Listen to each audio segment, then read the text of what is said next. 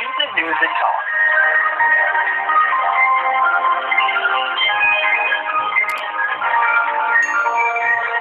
Meninggalnya pasien ibu dan bayi dalam kandungannya, yaitu Kurnaisi, 39 tahun, warga Tanjung Siang, Subang, Jawa Barat, diduga akibat tidak ditangani segera oleh RSUD Ciereng mendapatkan perhatian dari DPR dan juga KSP. Kasus ini dinilai sebuah tragedi kemanusiaan dan sangat disayangkan bahwa masih ada rumah sakit yang diduga menolak penanganan kasus gawat darurat. KSP dan DPR meminta agar kasus ini tidak dibiarkan berlalu begitu saja. Perlukah ada aturan yang menegaskan agar rumah sakit bisa mengambil tindakan pertolongan bagi pasien terlebih dahulu, walaupun tidak ada dokumen perintah rujukan misalnya. Kami saat ini sudah bersama dengan anggota Komisi 9 DPR RI, Rahmat Handoyo. Washington News and Talk.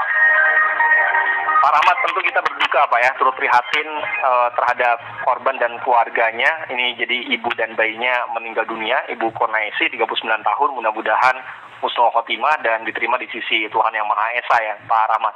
Amin. Ya.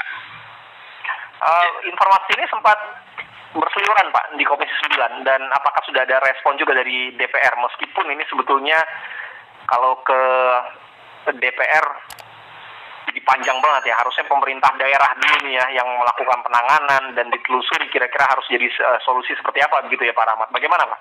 Ya, sebelumnya Mas Bede, Assalamualaikum warahmatullahi wabarakatuh, salam sehat buat kita semua. Waalaikumsalam warahmatullahi wabarakatuh. Yang pertama, kita sama-sama berduka cita yang mendalam atas peristiwa yang sangat tidak mengenakan ini ya terhadap korban. Nah, yang kedua, ini pantas kita sesali, pantas kita sesalkan apapun itu alasannya. Kita nggak berbicara SOP, Mas. Baru SOP sudah ada. Jadi apa yang disampaikan oleh rumah sakit RSUD itu apapun alasannya tidak dibenarkan. Bahwa setiap pasien dalam kondisi cito atau dalam kondisi darurat itu wajib hukumnya mendapatkan pertolongan. Gitu. Prosedur administrasi nomor 2, rujukan nomor 2. Justru dalam kondisi darurat ataupun dalam bahasanya itu cito itu sesuatu yang harus diambil langkah tindakan segera dan sangat mengambil tindakan apapun itu. Kalau toh pada akhirnya alasan itu adalah penuh, tidak ada alasan rumah sakit penuh menangani kondisi cito darurat itu. Alasannya ya harus dilakukan satu tindakan langkah-langkah. Apakah itu tidak harus dilakukan di di ICU? Itu tentu harus koordinasi komunikasi dengan keluarga ya. Kalau toh pada akhirnya tidak memungkinkan pun rumah sakit harus membantu dan memfasilitasi harus menuju ke rumah sakit yang terdekat. Apalagi di situ disampaikan tidak adanya fasilitas ambulans, tidak ada bantuan sama sekali. Ini kan sangat menyedihkan, alasannya sebatas ICU penuh. ICU penuh itu kalau pada akhirnya ada tindakan langkah yang harus dilakukan, wajib hukumnya dilakukan segera. Tentu berkoordinasi dengan keluarga ya. Jadi apapun alasannya dengan alasan ICU penuh sangat tidak dibenarkan. Namanya kondisi cito, kondisi darurat itu berkejaran dengan waktu. Kita berkejaran dengan menyelamatkan nyawa gitu loh. Kalau seandainya dibiarkan terus menerus, dan ini tidak yang pertama loh, beberapa kali terus sering terjadi loh, pernah kita terima di Bali beberapa waktu lalu ya. Nah, untuk itu saya kira ini tidak boleh dibiarkan dan harus ada investigasi yang mendalam. Siapa yang bersalah harus mempertanggungjawabkan gitu loh. Namanya SOP rumah sakit penuh kalau kondisi darurat tidak dibenarkan. Rumah sakit wajib hukumnya memfasilitasi dan melakukan langkah-langkah apa yang tentu dikoordinasikan dengan pihak keluarga. Nah, kondisi seperti ini rumah sakit berhak loh menuntut kepada rumah sakit ya. Keluarga yang menjadi korban berhak menuntut kepada rumah sakit gitu loh. Karena melanggar SOP gitu loh. SOP dari dulu tidak ada yang tidak perlu diperbarui. Ini adalah sudah memang semestinya harus dilakukan oleh rumah sakit yang kondisi darurat itu harus dilakukan langkah tindakan segera. Apa namanya administrasi prosedur kalau kita harus potensi kehilangan nyawa gitu loh. Artinya sekali lagi kita sampaikan ke seluruh rumah sakit di seluruh Indonesia, kondisi pasien yang dalam kondisi darurat itu wajib hukumnya segera diambil langkah gitu loh. Kalau pada akhirnya tidak memungkinkan, segera koordinasi dengan pihak keluarga untuk membantu memfasilitasi entah ambulan kah, entah membantu mencari rumah sakit kah gitu loh. Kalau ini kan seperti seolah-olah dibiarkan diserahkan kepada sudah menderita, keluarganya mengurusi soal ibunya yang kemarin itu, kemudian harus difungsikan untuk mencari rumah sakit. Nah, ini kan apa-apaan kan tidak boleh terjadi seperti ini. Saya kira harus sekali lagi Mas, ini menjadi pelajaran yang sangat mahal, harus diinvestigasi dan tidak boleh terjadi lagi. Kalau tidak ada efek jerak, nanti potensi kemudian hari akan ada menolak masuk rumah sakit karena alasan penuh, alasan tidak ada tempat ruang operasi. Tetapi ini kan darurat loh, itu berkejaran dengan nyawa loh, penyelamatan soal nyawa pasien gitu. Jadi nggak perlu ada aturan itu masih ada berlaku saat ini, tinggal bagaimana itu aturan itu ditegakkan. Jangan serta-merta administrasi prosedur, rujukan kalau kita. Tapi kalau dalam posisi, mohon maaf Pak, saya potong. Kalau dalam posisi tidak ada riwayat pasien, kan biasanya kan ada rekam medis ya yang mungkin disertakan begitu. Nah kalau tidak ada itu kemudian tiba-tiba terjadi sesuatu ketika ditangani, bisa dituduh jadi malpraktik nggak? Atau gimana Pak Rahmat? Begini, itu pasti SOP kedokteran kan masih ada. Namanya serangan jantung, itu kan harus dilakukan. Apakah harus menunggu kamarnya terada? Ketika ada kecelakaan, tidak ada riwayatnya. Namanya kecelakaan kan harus ada lambe segera. Tidak boleh ada alasan rumah sakit penuh. Jadi rumah sakit ini di luar kasus Bu Kurnaisi ya? Iya.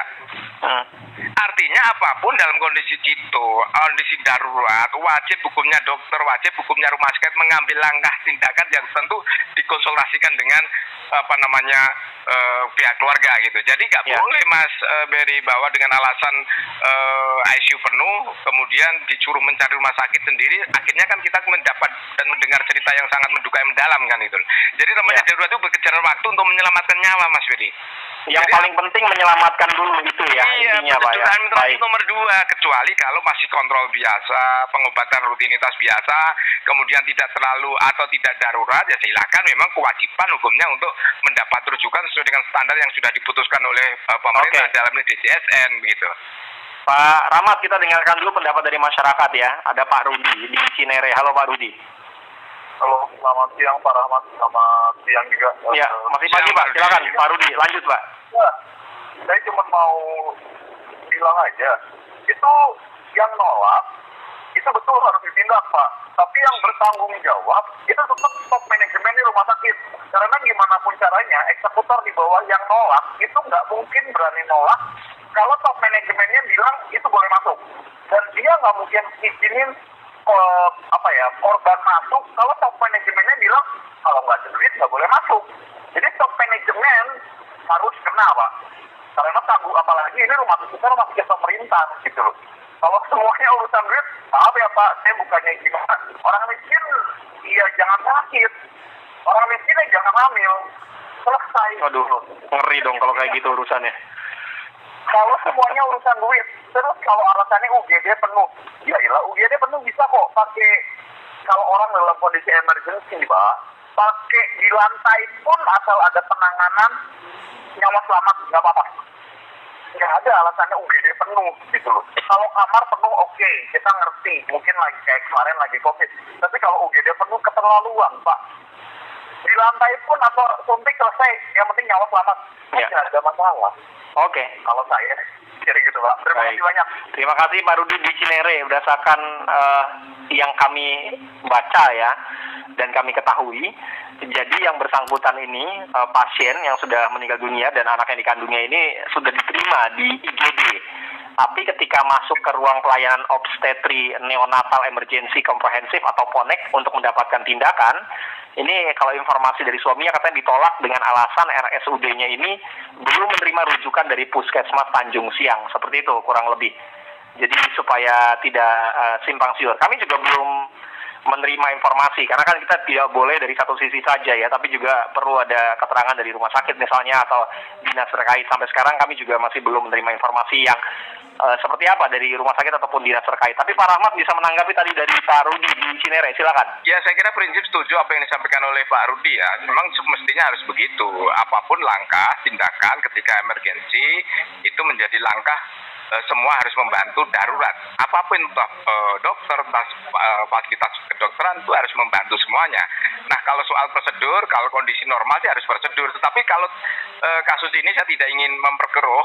Memang kalau penjelasannya dari rumah sakit, apapun alasannya saya salahkan itu. Kalau alasannya ICU-nya penuh, untuk penanganan tindakan penuh. Kalau toh perlu kan juga kalau berkejaran dengan nyawa juga harus ambil langkah tindakan. Tadi saya sudah koordinasi dengan dokter, itu bisa dilakukan tindakan di tempat di rumah sakit itu kalau pihak pasien atau pihak keluarga mengizinkan. Kalau tidak mengizinkan, ya saya kira rumah sakit juga memfasilitasi, membantu untuk mencarikan rumah sakit. Jangan serta-merta ketika kondisi darurat seperti ini kemudian keluarga dicarikan rumah sakit.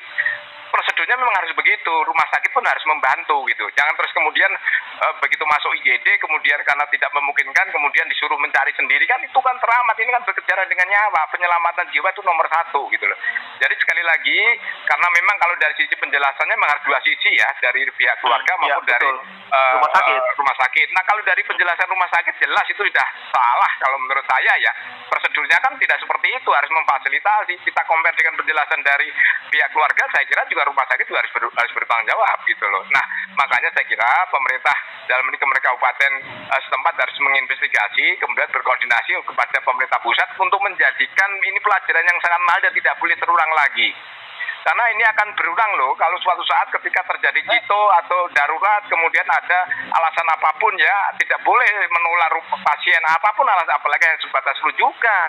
Rujukan ini prosedur administrasi kalau cito atau darurat nomor 2 gitu. Bahkan kalau nggak ada tuh udah yang penting jiwanya terselamatkan dulu.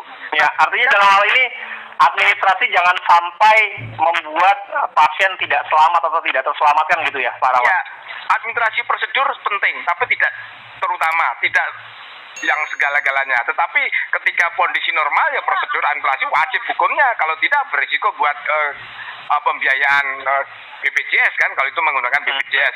Tetapi kalau kondisi darurat, kondisi yang mengharuskan untuk menyelamatkan berkejaran waktu, menyelamatkan nyawa, saya kira apapun harus dilakukan. Nomor 2 itu soal prosedur administrasi itu. Nah ini harus menjadi pelajaran bermahal, tidak boleh dan tidak boleh sama sekali lagi saya tandakan, tidak boleh alasan apapun dalam kondisi cito rumah sakit menolak, entah itu alasan penuh, entah alasan apapun, paling tidak memfasilitasi, membantu dan berkoordinasi dengan keluarga bagaimana mencari solusi, bukan serta-merta untuk silahkan mencari rumah sakit, itu konyol kalau begitu itu. Nah ini saya kira sekali lagi Mas Ferry, tidak boleh alasan apapun dan tidak akan terjadi kemudian hari kalau tidak ada tindakan tegas dari sekarang gitu.